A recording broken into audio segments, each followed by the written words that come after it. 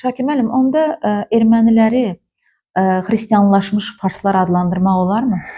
Dinə gələndə çox gözəl sual verdin. Bəzi fikirlər mənim yaddaşımdan çıxır müvəqqəti olaraq da. Burada məsələ burasındadır ki, din məsələsi çox burada özünü real göstərir. Necə qruplar bunlar? Məsəl üçün, Qriqoryan dini yaratdılar. Qriqoryan kimdir? Qriqoryan adlı dini kitablarda adam var. Demək, saxta bir addır gətirdilər, Qriqoryan kilsəsini yaratdılar. Yalancı bir kilsə, yalancı bir din. Yalancı dövlət. Yəni, bu heç bir dini kitablarda yoxdur bu. Demək, süni şəkildə elədilər. Onlar da İslamı götürdülər, İslamı özlərinə götürdülər. Güya İslamın büzük, keşikçi, təəssübkeşi, yiyəsi sahibi büzük. Bu din altında, bu da saxta din altında bunlar öz siyasətlərini, yəni Makedoniyadan miras qalmış siyasət həyata keçirirlər.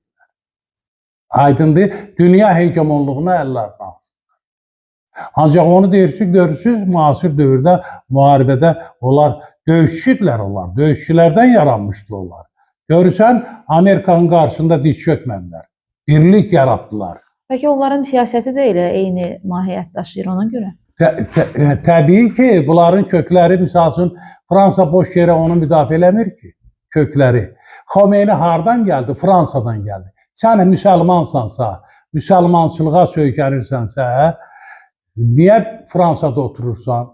Niyə Fransadan gəlirsən? Niyə şərq ölkələrinə getmədin, İslam ölkələrinə? Yəni, orada yetişdirilmiş adamlardır. Bunlar, demək, Avropanı. Mən indi bir məsələn deyim, 1943-cü ildə Tehran konferansında bu məsələyə ciddi fikir verilir. Roosevelt, Churchill, Stalin. Sözsüz ki, burada Fars qüvvələri də özünü göstərirdi, erməni qüvvələri də özünü göstərirdi və orada 43-cü ildə məlumat verilir ki, Avropa ölkələrindən ermənilər öz vətənlərinə gəlmək istəyirlər. Öz vətənlərinə. 75 min 50-ci illərdə erməni gətirildi.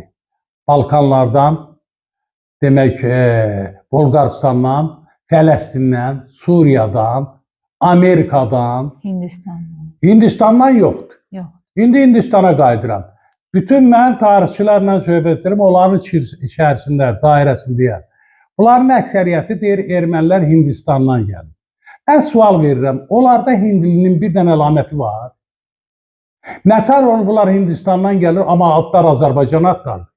Dursunyan, Babacanyan, Ağambekyan. Şakir müəllim, onda